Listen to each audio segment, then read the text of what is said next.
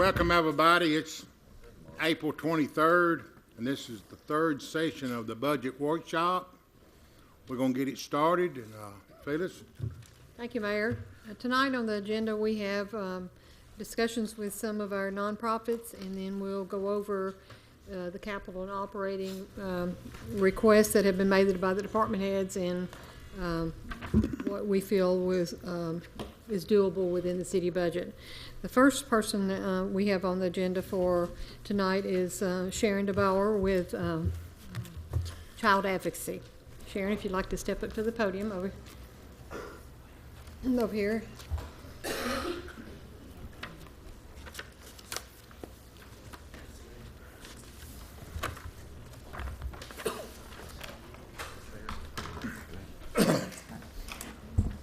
I'm Sharon DeBoer. I'm the director of the Child Advocacy Center, and I've been there for the last 18 years. And we have requested funding from the city of Laverne. You all have funded us every year that we've been in existence, and we're requesting $8,000 from the city of Laverne and $7,000 from the Laverne Police Department Drug Fund.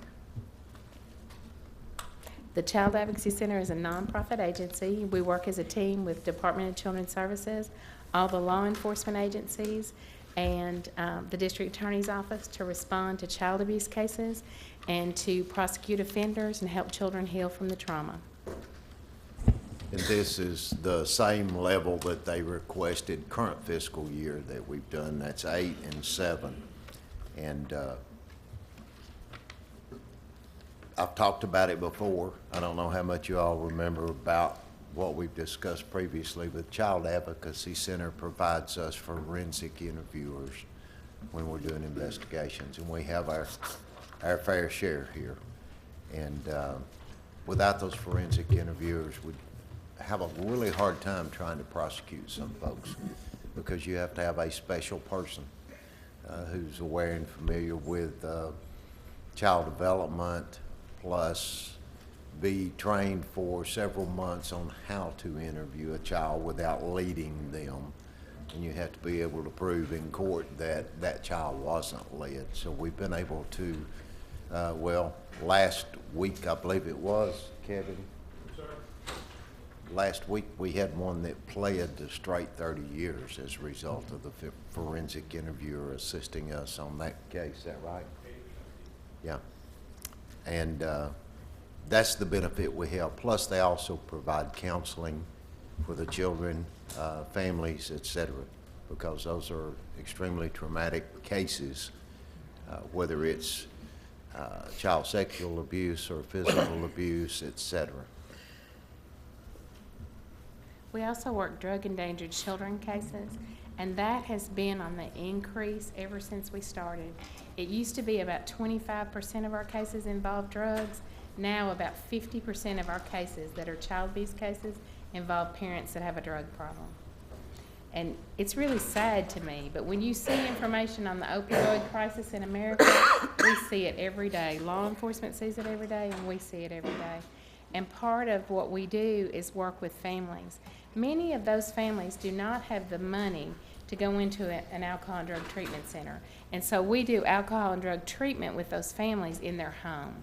And so that's very helpful. And what we're trying to do is break the generational cycle of drug and alcohol abuse with children as well. Because children tend to grow up and become just like their parents. So we work all the child abuse, child physical, child sexual, and drug endangered children. Anybody had more questions to ask while they're up? Thank y'all very much. Thank you.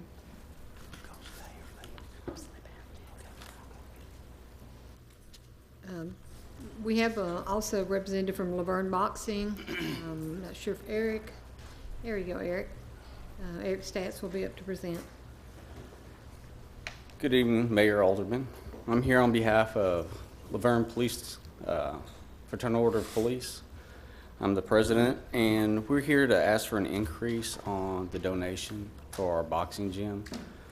Over the year, the increase has come to our rental fees, utility fees, sanction fees, things like that. And due to that, our children do donations and things like that, and fundraisers, but we still need a little bit more to help us. These are kids that are out there in our community coming to do something, an activity that keeps them out of trouble, gives them a good skill set, builds good relationships, and basically they're just good kids trying to do the right thing, and we're hoping that you guys are going to donate a little bit more to help them. But someone that can explain this better is Mr. Robert Crutcher. He's the coach of the boxing league. Mr. Crutcher.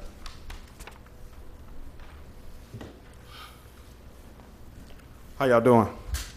All right, I'm Coach Crutcher at Club Knockout here in Laverne. And real quick, let me just get everybody who's with the gym to stand up.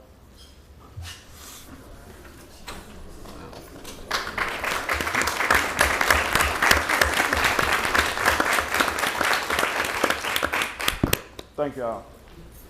All right, so we're up here. Could I get 2 people to come with me? I got a student from Laverne and I got a coach and a parent. So what we're seeking an extra $5,000 to cover our rent went up this year, and of course bills, electricity, water, and then the traveling expenses as well. So we're seeking an extra $5,000, which will be a total of $10,000 to just help out more with the bills. And I would like to let Sydney really speak on how she feels. She's a Laverne student here in Laverne. Good evening, my name is Sydney, and I would like to speak behalf on Club Knockout. I have been tutoring the kids at Club Knockout for about 1.5 years now, and without a doubt this program is vital to our community. It is such more than a boxing club. It is a family. It's a family that some of the kids in this community so desperately need. Completely free of charge, kids can come in to learn the sport, compete if they want to, get homework help, an ear to listen, or a shoulder to lean on. Among other important values, they learn about honor, integrity, and integrity. Kids can walk into the gym and know they are safe, know that they have a friend, and they are able to escape whatever issues they may have at home. These kids are taught about the importance of giving back to their community and will always find them volunteering at city events. The funds requested don't quite cover the annual expenses, so we rely on donations and other fundraising. Without the money from the city, it would be extremely difficult to make up those funds and keep the facility open for these kids. Coach Robert and Miss Candace are doing an amazing things for these kids, and I am very proud that they allow me to join them in making this difference in these kids' lives. Please vote in favor of continuing to support this program. I am very thankful that I have great parents and have opportunities that have helped me mold my future success. That are plenty of kids in this community who don't have the same luxuries, and Club Knockout is a safe place where they can experience the same love, support, and encouragement. Thank you for your time. All right. I have a parent of a student, Abdullah Hassan. He would like to share his thoughts and processes. Hi, good afternoon, everybody. How y'all doing? I originally came to Club Knockout because my son was competing in boxing, and we were looking for a place where we could train and get better. Upon entering, I was observing the operation, and I found out that it was free for children. We were actually coming to see what the fees were. So after a couple visits, I observed the culture of the club and what was going on, particularly Coach Robert and Coach Candace, and how connected they were to the program and to the community. There's not a lot of opportunities or programs where you get to work without referral in the lives of children and support families and finding productive activities for youth, like I said, without referral, right? The doors are open for everyone, and that impacted me, that I became more than a parent. I figured, this is an opportunity to participate in a very impactful program. And I point to Coach Robert as being a product of the original program, and now he's here and he's revived this program and supporting the people in his community. I felt like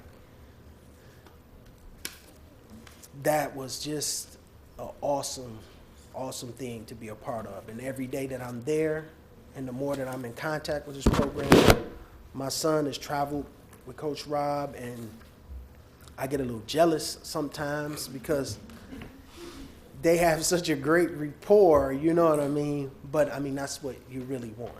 And everything is just, it's an awesome program, and I'm really proud to be a part of it. I hope that the community recognizes that a program like this doesn't come along very often. Today, we live in a world of propaganda, manipulation, and making sure, you know, you say and do the right things. But there are not a lot of people contributing their time for free as volunteers, open to the public. All children are welcome. You just don't find that too often, and I think it's a gem for the community, not GEM, in the community, and I would just, you know, I think it would behoove everyone to keep a program like this, you know, to find support for it. Thank you. Thank y'all so much. So I know I'm out of time. I've been out of time, but thank y'all for allowing me to have the extra time we need. So y'all see, we're a family, we are a community, and this is what we're teaching these kids, to be a community, to where they can learn to go to the neighbor and just be a support group. So these kids are gonna grow up one day, and they're gonna be in my position. And I pray that they just uphold the same value and morals that we teach and push into them every day. So with that being said, I'm just gonna take my seat, and thank y'all so much. Thank you. Thank you. Next, if Laura Davidson's here with Box 100, or anyone that's representing her, that's fine. Hi, I'm Kim Cleaver, and I'm the treasurer for Box 100. And Laura was running late today, so she prepared a statement and asked me just to read that to y'all and answer any questions you might have. Thank you, Board of Mayor and Aldermen, for considering Box 100 for budgetary funding this fiscal year. We're a group made of strictly volunteers that have been certified in CPR, first aid, CERT, or community emergency response team, which helps us determine triage needs and is helpful in search and rescue situations, and is certified in ICS classes 100, 200, 700, and 800, which is Incident Command System by FEMA, as required by the City of Laverne to help us understand the command chain in emergencies. 13 members are now current on CPR, and one has completed their ICS classes since the last request for documentation. The fire department will be receiving those documents as soon as they're sent to us by the American Heart Association. Sorry. We have provided community service to 15 high school and college-age children during city events such as Old Timers Day, National Night Out, and agility testing for the fire department and police department. We have provided rehab for not only police department and fire department and citizens during structure fires, as well as search warrants and DUI checkpoints. But we've also assisted with the Tennessee Highway Patrol on a fatality in Rutherford County with a lake recovery. We've helped during the Hurricane Creek cleanup, and we'll be doing so again this year, May the 5th. Also participating in the community events sponsored by local businesses such as State Farm. In 2017, we logged a total of 11,048 hours of volunteer time with a savings of $110,483 to the city. We were recently declared honorary SWAT members during the police department's pinning ceremony. We received a very sincere thank you letter from the Smyrna Police Department for our rehab participation during the Murfreesboro protest on the square. Due to the large number of volunteers, our services have been requested and received donations for the volunteer time by outside agencies, including Smyrna, with the help of parking cars for their regional track meet, and the National Kidney Foundation for their annual race to cure kidney disease. However, Laverne was never left without manpower and equipment in an emergency. Excuse me. We have held fundraisers to aid not just our organization, but also Club Knockout, the Senior Center, and Christmas for Kids and Seniors, also working fundraisers along with those groups to help them raise money as well. We've received multiple donations of large quantities of water from the public, including being chosen by Firehouse Subs in Smyrna to receive 120 cases of water that we share with the Police Department, Public Works, and Club Knockout. You will see our presence at most city events, whether we're helping with traffic control during parades, cooking or serving food, helping with parking, helping collect census information, or just in attendance. We have warm blankets, socks, towels, books for children, pretty much everything but the kitchen sink to help our community in any situation we are called to assist in. We all live here, some of us work here, and we're all fully committed to giving back to our community. Thank you for your time and support. Any questions? Thank you. Next, I'd like to ask the rescue squad to come up. Dana Blair.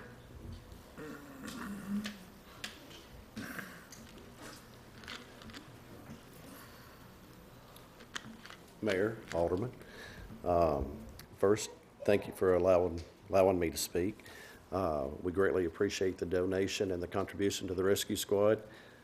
This year we had 4,863 hours that was contributed, about 11,459 miles that were driven helping the city out. Things that we have assisted with, things like Old Timers Day, traffic, assisting with Howl at the Moon, the Christmas Parade, Carry the Load, Halloween at the Park, contributed about 300 hours with the census, which I'm glad we got some money. You know, the city received more money from this. We do have people trained in water rescue, search and rescue. We have 13 divers. We do have a licensed ambulance that we can still transport patients if needed. We have fundraisers. We've had about 11 fundraisers, grants that we contribute, that we request funds for them. We've had 15 classes. We open the building during storm events. That way people can come to the building. For one of the most recent statewide events that we've been involved with was the 5-year-old child that was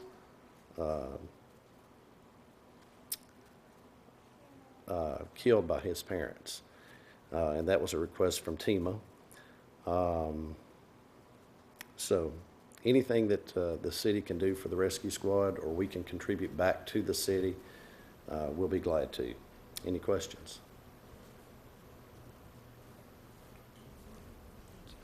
Thank you.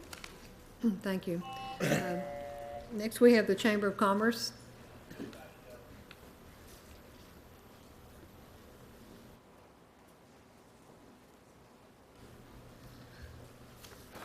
Excuse me. Good evening. I'm Paul Latour, president of the Rutherford County Chamber of Commerce. I'm a little embarrassed. I've only got one other person with me, so I won't make him stand up. But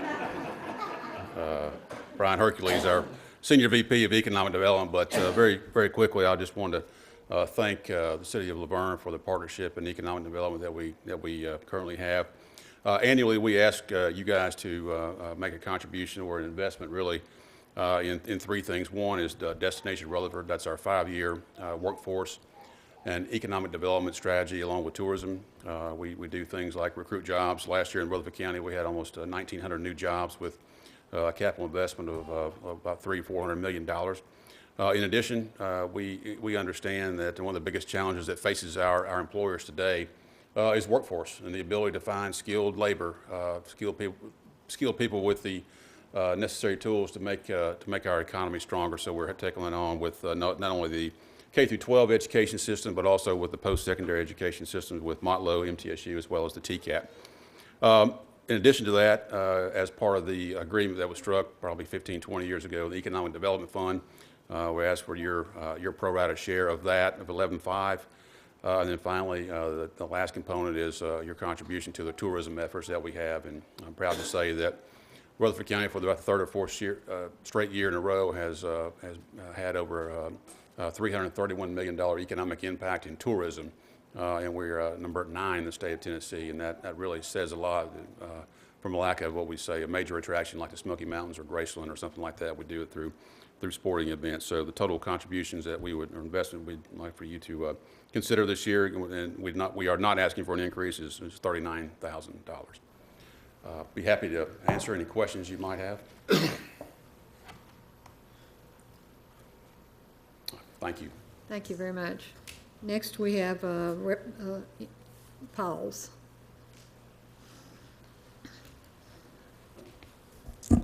Good evening. My name's Sarah Moore. I'm the newly appointed shelter supervisor over at Rutherford County PAWS.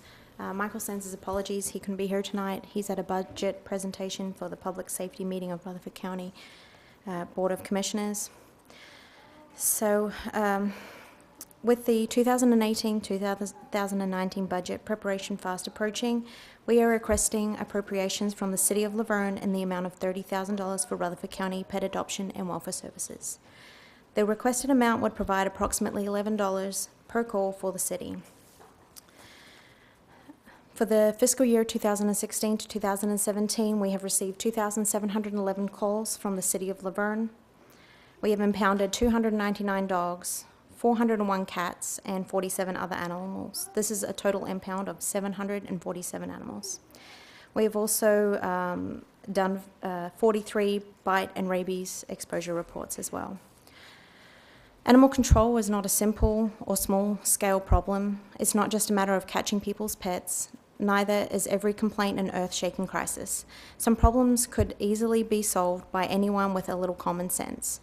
Other problems are genuine and need to be given serious thought. It's difficult to estimate the priority of a problem by listening to a telephone call. An animal services officer never knows if a complaint involves a nuisance, property damage, or harm to an individual, but every complaint involves people. It's important to remember that the animal is not the lawbreaker. Animals don't break laws, people break laws.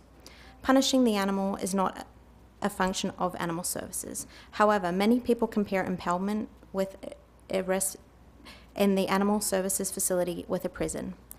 When pet owners pay impoundment fees to redeem a pet, they assume the role of a tolerant parent rescuing a delinquent child from the bad cops. To control animal problems, we must convince pet owners and non-owners that they have a definite responsibility to their pet, their neighbors, and their community. So we have a program for all Rutherford County residents, a spay-neuter program. So we offer free spay and neuter to any residents of Rutherford County. This fiscal year to date, we have done 1,137 surgeries for the public. We offer up to 58 surgeries, spay and neuters, every week to the public, residents of Rutherford County, regardless of income. This has contributed to our euthanasia rates, which have been in single digits for over a year. So our average euthanasia rate is 7.3%, whereas it used to be up around the 18 to 25%. So education and enforcement go hand in hand. Enforcement is a corrective measure, education is a preventative measure. A balance of the two is necessary to help solve animal problems. Animal services is a three-faced operation: public service, education, and law enforcement. Any questions? Thank you. We will continue our budget conversation. We're going to be moving into our general fund budget. If everyone's welcome to stay, if anybody needs to leave right now, now would be a good opportunity. And we appreciate everyone that is here. We'll give everyone a couple of minutes to.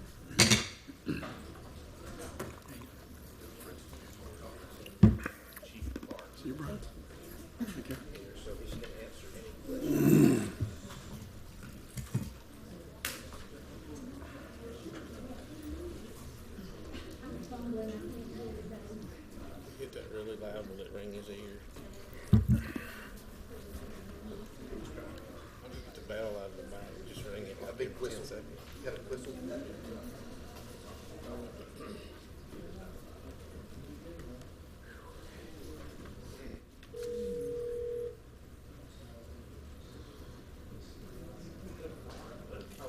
You there, Chief Carter? All right, I'm gonna set you down here in front of Ricky, and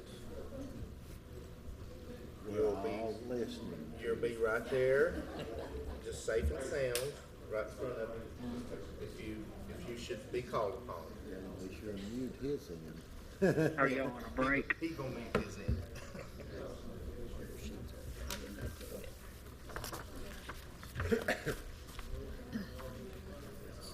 Chief Clark is on there if you have any questions for him. Okay, thank you.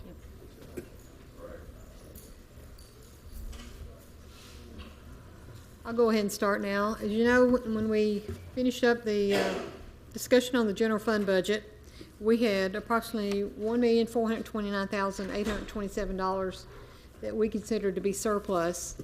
And we took that surplus and we looked at everyone's request and we came up with some suggestions that we feel are, that feel are pretty reasonable for what had been requested. And at this time, I'd like to go over what those changes are from the original request. For the fire department, we have suggested that for this fiscal year, for 18-19, that we add 9 firefighters. I believe 15 was requested. We are looking at 9.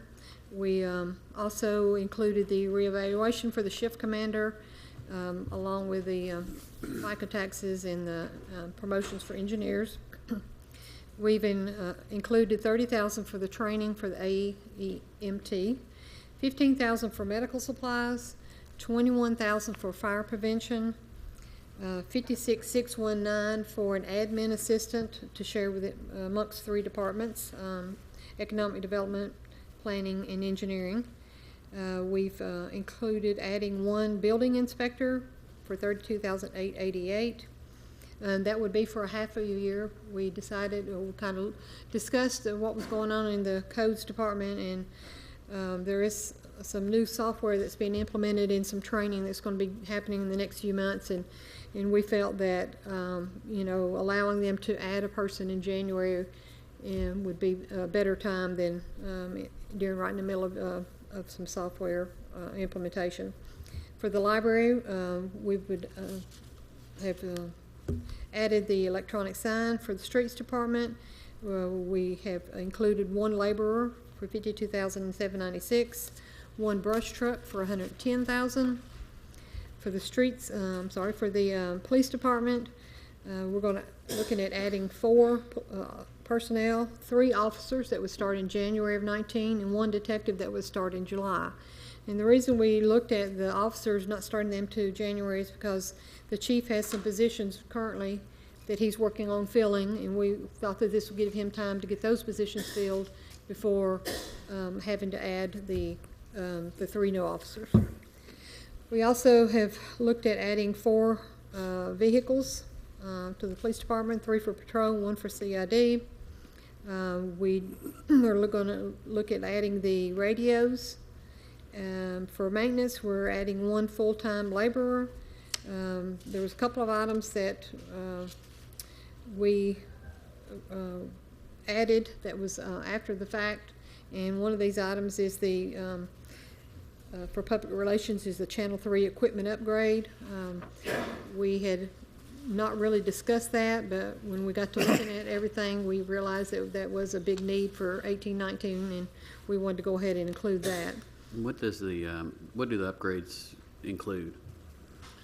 It's either going to be broadcast equipment or recording equipment. We've not gotten the specifications yet on what the exact equipment will be. But about a year ago, when we got a quote on what it would take to bring our equipment up to standards, the total cost is about $220,000. That included the sound system, which we spent about $20,000 on the sound system. So there's about $200,000 left total, which would be split over the next 2 years. That's what we're proposing. For Parks and Rec, we looked at adding 1 person at a cost of $52,796. And then for stormwater, we look at adding a summer intern for approximately 4 months at a cost of $83,443. The other item that we did not discuss during budget workshops was a laborer. That one was inadvertently left off. It was discussed during the retreat. It just was inadvertently left off of the stormwater recommended budget. Also for stormwater, we've looked at adding a 3/4 ton truck. In the previous request, it was added in at $30,000.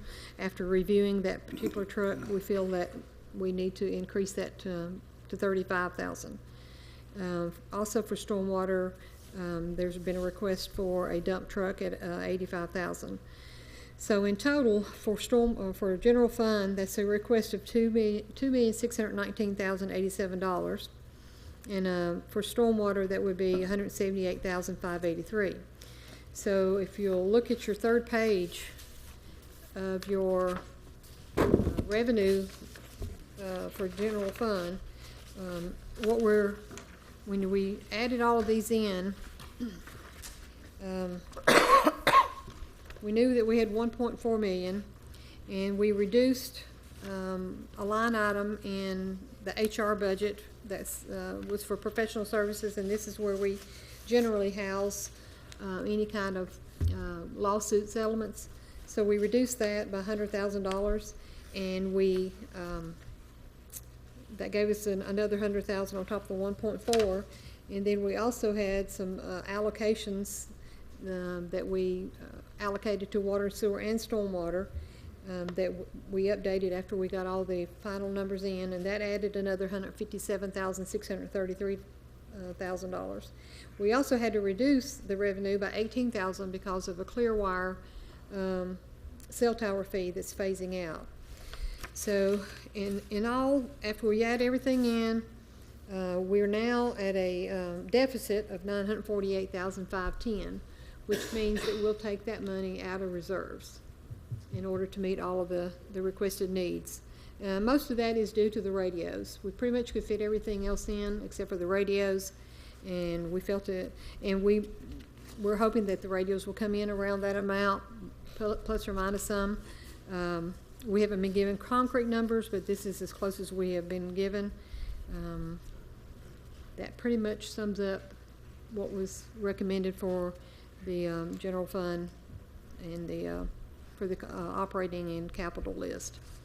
If you would like to discuss any of these items, now would be a good time to do so. Like I say, this is the third and probably the final budget workshop. We have the workshop for the mayor and alderman meeting Thursday. First reading on the budget will be Tuesday. So this is a good time to discuss it with what you need to discuss, because like I say, this is the last scheduled workshop for the budget. I have a question on the non-firemen for the 548-109. They're not coming in with that. I mean, they're gonna have to be trained and everything, or is that their starting salary? That's a starting salary, so would they? We don't have any kind of step for the training. Do you, Chief, do you have a waiting list? Are we gonna be able to get those 9 in? I mean, the reason I'm asking this is because that would be some flexibility there. If you don't have them standing out at the door ready to come in, then if you're just doing your interviews and it's gonna take. We currently have PRNs to meet all those positions. Okay, well, that answered that question. I think we have, what, close to 20? Right now, we have 15 that are probably ready to walk on. Okay. Most of y'all's hires, Ricky, is the part-time ones. They already familiar, they just step up. And that's the reason that we generally put them through. Most of these people that'll be coming on have been here at least 2 to 3 years already on PRN status. Okay, and that's good. That's the reason I asked that, because if they're coming in and they're already knowledgeable, as opposed to police officers who have to ride with an FTO for a certain amount of time, if they're coming in on that salary, then that is getting less on us on the PRN side, because it's, like Chief said, it's just hard to get people to come in, especially in their profession, but it's getting just as hard across the board for emergency services now. So our PRN pools are not as good as they used to be, but you've got them prioritized. yes. And they, okay. Yes. That's what you need, Chief. You need some part-timers that's waiting in the wings.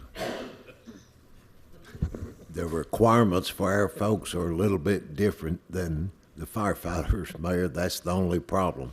Yeah. Post-commission rules are a little different. I have a question for Phyllis. Assuming that we do adjust the general fund, this almost $1 million, is the fund still healthy? Yes, we should still have Also on that third page of your, even after taking the 948,000, we should still have around 15.9 million. And one thing, most of the ones we're getting out of reserves is going to a one-time purchase. Right. So they won't be, we Pretty won't be much facing radio. the same issue next year. Okay, because that was gonna be my next question. That was the biggest concern of mine is, we've haven't had an impromptu session on taking reserves out to hire people and how Oh, fast yeah, they you can, don't do that. yeah, you don't. No, most of the reserve is mainly due to the radios. And we're hoping. Can that- I'm sorry, Philip, can I add one thing? That's not just for the police department, that's police and fire. That's all of our public safety radios. Okay. Chief Walker, how's your fleet as far as the vehicles? I know with the age and wear and tear, how is that? We've got, I believe, it's either 5 or 6 that are 120 to 25, 26,000. Now, of those 13 models that we had, the rest of them are 100 or lower. The majority of our fleet are those 13 models that we bought over about a 1-year period of time. Back in, I believe it was 12, 13 budget year, wasn't it, Phyllis? Yeah, one year we bought a whole bunch, but Yeah. since I think 2014, we've been replacing a lot of them each year. And we have, how many do we have coming in before the end of the year? We have 4. We have 4 of the patrol vehicles, the utilities. And we still plan on using the equitable sharing money to purchase more vehicles. We hope if we ever see it. Right, if we ever see it. How many of them Chryslers we got left?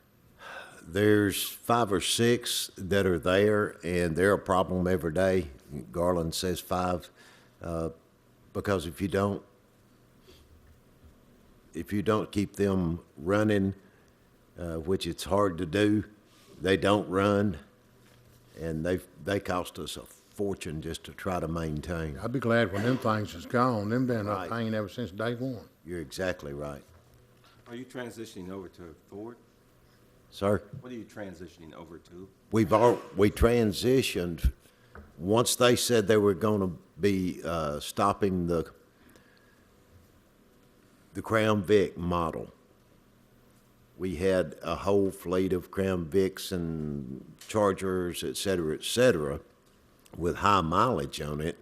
And we began buying, in 12-13, we began buying the Ford utilities because of the all-wheel drive, because the majority of our officers do multiple things requiring them to carry equipment with them on a regular basis.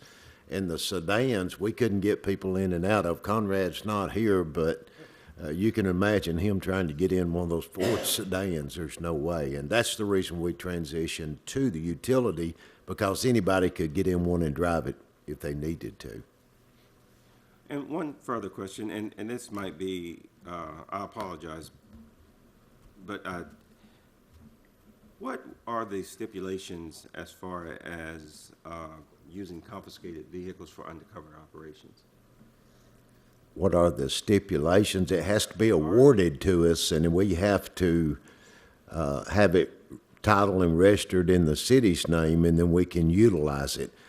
We cannot utilize it for just anything. Right, It's it was- got to be within the agency, and it's kind of like the Dodge Durango. It's 2006. We put it into service in November of 13, so by the 1st of November this year, it has to be sold. Okay. So we'll put it out there and put it on the market, but it's got right at 188,000 miles on it. That's, Yeah, I mean, that was that's the just one for- I'm driving. That was just a personal question, because I knew at one point that was able to be done, but I just need to know if it was. I Right. mean, let's say that we get a nice brand spanking new drug vehicle that comes through, that just goes to show how long it's been. Exactly. If you get a 2018 that comes through and we're able to confiscate that and we get it under the city. I was just wondering if it could still be done. It can be done, yes, sir. And we try to use a lot of the other vehicles for not necessarily an everyday vehicle, but as an extra. It's kind of like the one I'm driving. It's got a lot of high miles, but we don't need to put somebody out there in it every day, Right. a detective, because we have so much problems. And that's the reason we bought those out of, what, drug fund? I think it was some of them. And then we bought some others then out of our general fund dollars that were allocated. If you remember, just 2-3 months ago, I guess it was, February meeting, I think you all voted on it. And we ordered them then first part of March, so Yeah. they should be coming in. Okay. I mean, I was just looking at alternates, and that's, That money comes in like from Florida, and if we get it, and it's been long enough now, so we should be able to get that money pretty soon. We can replace a lot of cars then. But it's the feds, and they don't get in a hurry about anything. Our Bureau of Justice assistance grants have been held up, and we finally got the Bureau of Justice assistance VEST grant for this next federal fiscal year too. Just let me know when the last Chrysler's gone. I want to wave bye to it. So do we. I guarantee you Garland does, because they fill up his shop over there all the time. Get them in here, I'll give them out by the end of the year. Any other discussions or questions about the general fund?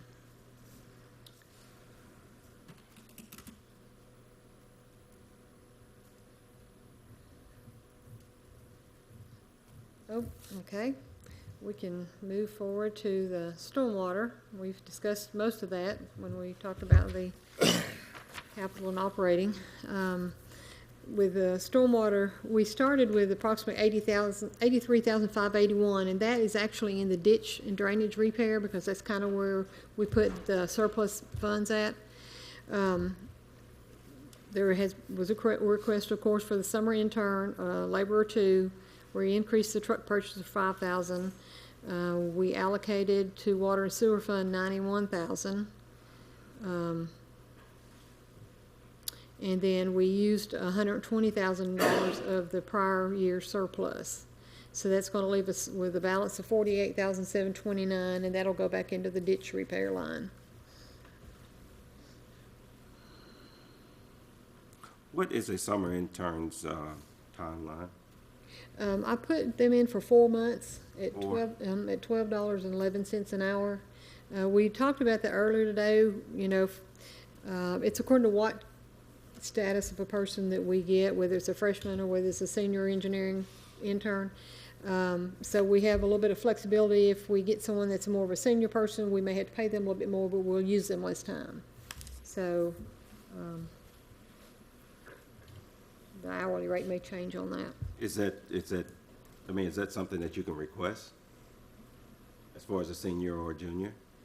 Yes, Adam he'll be looking at that, and he'll probably, what he'll probably do is approach, you know, like MTSU or something, and you know, they'll make recommendations as to who they have or in their intern program.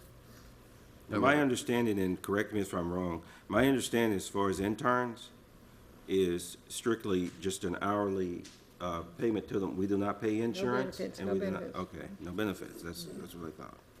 I think I used 160 hours times 1211. Okay. And regardless of that hourly rate, we're still hit at that 83 though, right? Yes, we'll stay with the 83. That covers the FICA taxes and the hourly rate. I was at a Tennessee First conference here. These people can't use, or these individuals cannot use this as volunteer time because they're being compensated, correct? Correct. Okay.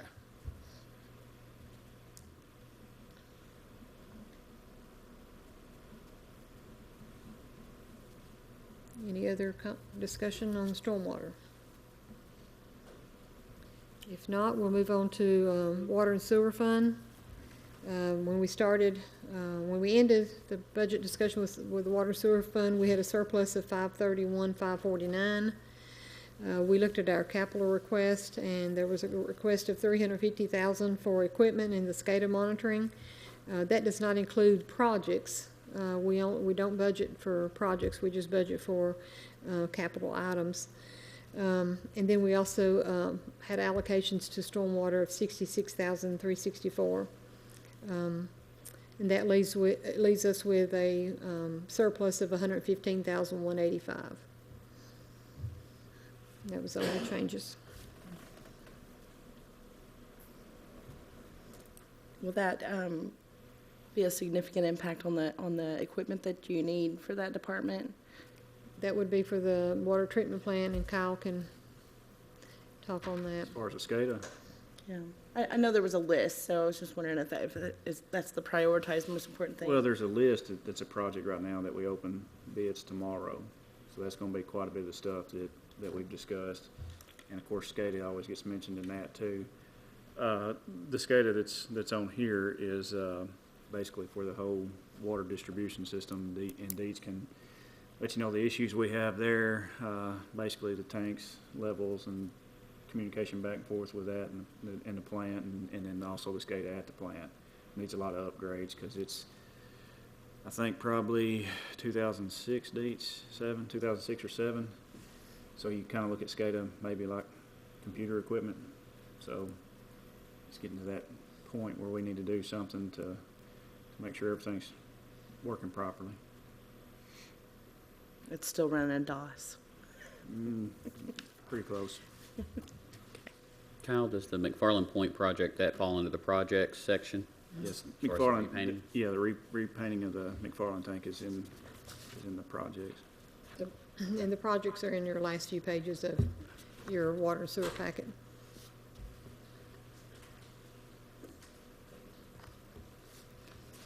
Have the respective managers of each one of these departments agreed to the changes to the preliminary budget? We passed this out this morning, and that's when we found that we had missed one on the stormwater. We told them this morning to review it, if they had any issues with it, to let us know, and everybody seemed to be fine with what had been given, and But even with haven't your, had any complaints. even with your oversight, you're still in the positive. It's that general fund with that little hyphen thing in front of the other one that makes it a little. The allocations helped us, quite a bit, and then reducing that line item out of HR helped us some. One good thing about the general fund, the money that we're going over, it is a one-time purchase. Right. It ain't something that we're pushing on, burden onto the next year's budget, so. And we're hoping that we've been pretty conservative in the forecast for this year. We're hoping that, our forecasted number is,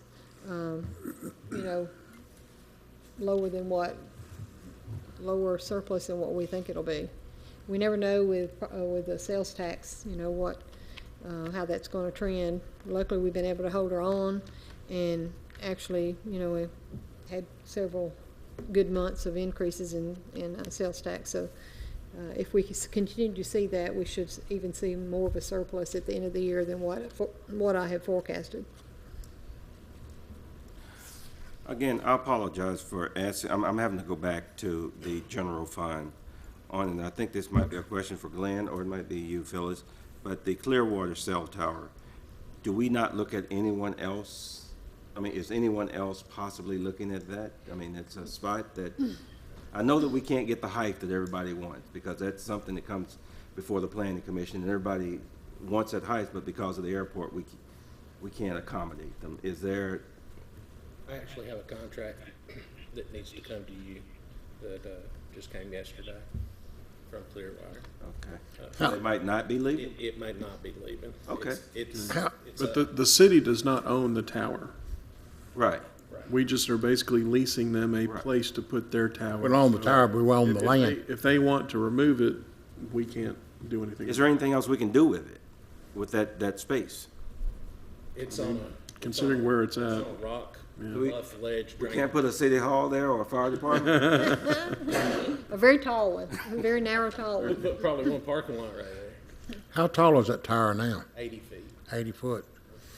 Everything that's coming toward the planning commission is asking for 270. I mean, they're asking Yeah. for something that we can't accommodate them. I know the airport, anything over 80 foot, they got to have approval. Yeah. 80 foot and below, they don't have no They had problem originally with. asked for that tower to be 20 foot taller than it was, and airport wouldn't even budge on that. And when you see planes come in on final approach, you could see why. You know, not to get off the subject, but on my way in today, I saw one coming in, and I can see why. You really can't. You just can't. You just can't. It's close. I didn't know they were that low. Yes, sir. People over there on Hollingdale, if you're sitting on the back porch, you can almost shake their hand when they fly over. We wave to, we know a lot of the pilots because we can wave to them as they come over the station. But that's a good thing if Clearwater is actually looking into that, so that's Yeah, something that it we did can. actually come yesterday. It's, as always, it's very lengthy. I'm sure Evan will have a good time with it. It reads just about like the last one, like a space shuttle manual. So, Bruce, do you want me to put that back in, or you want to look at that contract and then? Let's wait and look at it first, yeah. Well, that might help a little bit. And one other thing I wanted to mention on the forecast, any positions that we didn't fill this year, I forecasted 100% of what we budgeted pretty much for last year. So any positions that wasn't filled or any positions that were only filled for part of the year, you know, we should see that money as surplus at the end of the year. So hopefully our reserves will be better than what we stated. Even though it might not be that much, and again, I'm not trying to tell you how to do your job, Phyllis, but if we could just have a little parentheses on the side for the police, and have we initiated this for the fire department? But if they leave before their 3-year period, we could have parentheses on the side as to what they'd have to pay back We've not for their done it on training. the fire side yet, but we. Okay, I'd like to see those numbers, just in case. It's not that much, Right. but it's enough. And that will definitely be done before we do this AMT. class. Yeah, okay, well, that's a good thing. I would like to see that in parentheses, just how much would come back if we just get 3 parentheses, if they stay a year, 2-year, 3-year.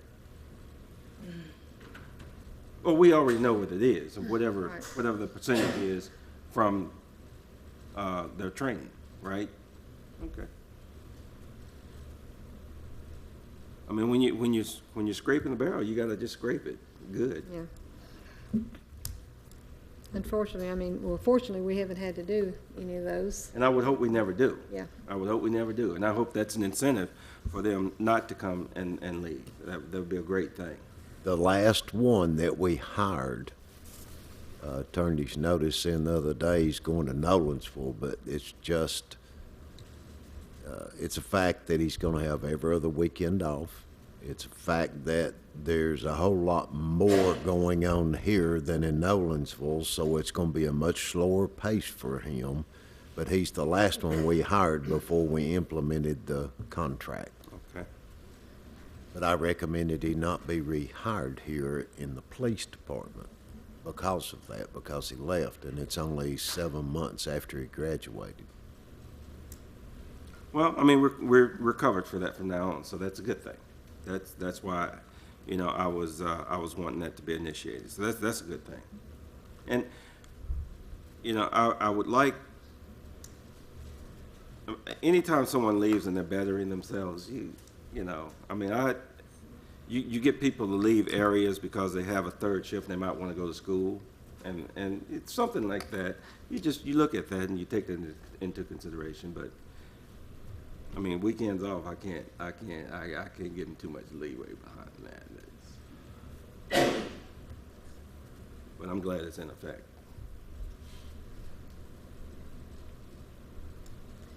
That is all of the conversation I had for tonight. If there's anything else that needs to be discussed. One thing, of course, we had presentations tonight from nonprofits. There are a few differences in what was requested versus what we currently have. I don't know if you all want to discuss those, if you want to increase those or change those at all, or if you just want to get us that information after this workshop. But that's another thing to consider if y'all want to make any changes in that area. I do have another question as far as the chief, both chiefs are concerned.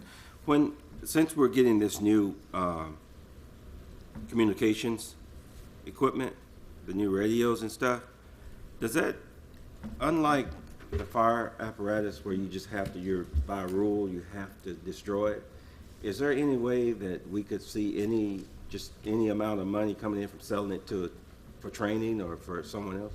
There's a possibility with the systems that we have in place with Metro and with TACAN. That's the reason we will have to upgrade the radio equipment, because it's coming with Metro too.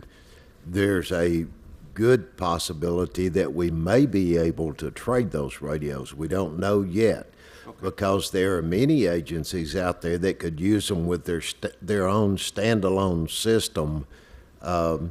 That would be more like the radios were that you're used to, that you could talk to a dispatcher on that frequency, and they wouldn't need multiple frequencies or all of the things that go on in the technology side of it in today's world. They can just talk straight frequency, and there's a good possibility that could happen. Okay. We just don't know yet until they get all of them in and see what the make and model is, because we've got some that are going to be over their extended period of use time in December this year, and then we've got the overwhelming majority of the rest of them are after December of 19. So in order to move over, we're going to wind up having to get new equipment. So there's a possibility that there may be some savings from that. It may be a little more, a little less, but they're working on it, and we got an email today, and they're going to try to get us some information back, hopefully within this week, maybe. Okay. I mean, the way I make my notes is, I see what it's going to cost, and if I can put a question mark out there, then that gives me hope. There's a possibility there could be some money coming back from that, yes, sir. How much, don't know. Maybe $25 a radio or something. Hey, but that's I better than I nothing. paid $700 for my phone. I can only get $50. So That's true. That's a start. That's true. It's a start.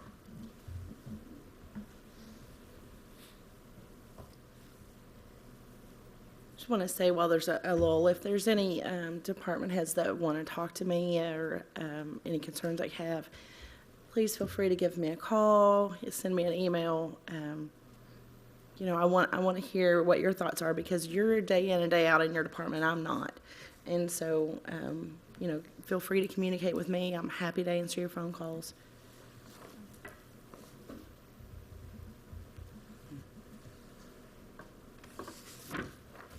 I don't have anything else. I'm sorry. I do. Chief Clark.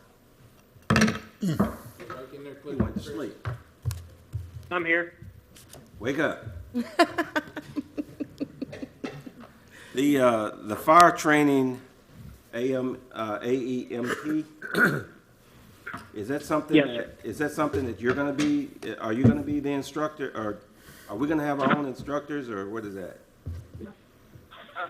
And you kind of broke up on the conference machine. I think the question is, would I be a part of that instruction crew? I will assist. I'm not an EMT instructor. However, I'll be part of that faculty. You're everything. I thought you were everything. I don't know about that. You need to work on that before next year. I tell you what, you go to Murfreesboro, and I'll tell you, everybody in Murfreesboro, Clark, thinks you're Superman. I'll agree to that, because every time I go to Murfreesboro, everybody tells me how lucky I am to have you. That was money well spent, Chris. I kept telling you that.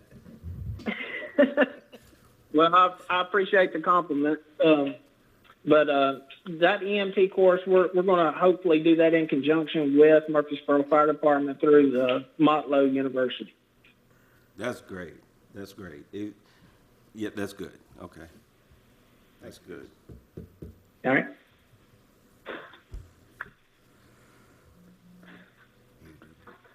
It's all yours, man. I'm just gonna let the cat out of the bag. Everybody knows the last few weeks I've had a hard, rough road with my family, and it ain't over with yet. I got a mother that's in bad health, and I got a sister that's out of town on life support.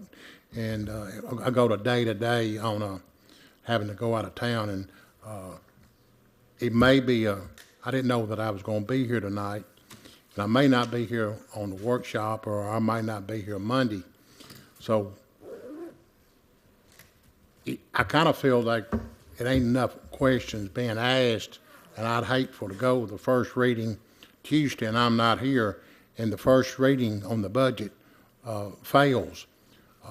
If we don't pass a budget, we'll have to go to last year's budget, and it'll be a lot of amendments we have to do, to hundreds, not hundreds of amendments, with not amendments, and that will be a difficult thing. So if anybody's got any questions, please, let's get it worked out tonight while everybody's here, because I'm not sure that I'll be here. We'll liable to be short-handed at the staff at Mayor and Alderman table. So if everybody's got a problem, let's work it out now, because it's not adopting the budget for this year.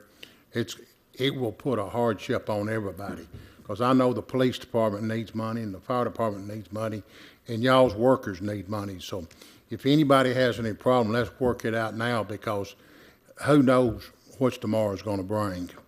And I think me and Phyllis has worked hard on the budget, and we try to give everybody as much as we could, and we even went $1,200,000 over what we had to spend, but we dipped into reserve for one-time purchases, But I'm just about begging everybody, let's get it worked out tonight, because we don't want to go to the first reading and this thing be voted down, and we'll be facing a mess for the city financial. So I'm here to listen to anybody on the board, anybody out there, do anything I can, because I may not be here on first reading. I'm going to try my best, but if I have 2 family members to pass away, and I hope I don't, but the way that's been going last 2 or 3 weeks, I'm not sure. And it's a possibility that I may not be here. But I'm to a point that I'm begging y'all to tell me something, because I want this budget to pass where the burden won't be shared with everybody. So that's what I'm asking everybody tonight. If they even think about they have any doubts on anything, let's bring it up tonight, and let's get it out there and get it worked out, because let's don't wait like we did on the asphalt. No question was asked in the workshop, and then come to the meeting, and everybody had questions. Let's get it worked out tonight. And that's all I have, and I appreciate everybody that worked hard. I know Phyllis, every budget time, she works hard, and I think department heads, I think everybody, even the members up here has worked hard, and I appreciate everybody. But, I'm to a point that if we got any problems, let's work it out now. Let's don't wait to the first reading, and we have a glitch. Let's get it aired out tonight, because I know the department heads, us at the board, Phyllis, everybody's worked hard. So that's all I ask. If anybody's got any doubts about anything, let's get it worked out tonight. Let's don't have to go to the first reading and have a problem. Hearing nobody, I call this workshop over.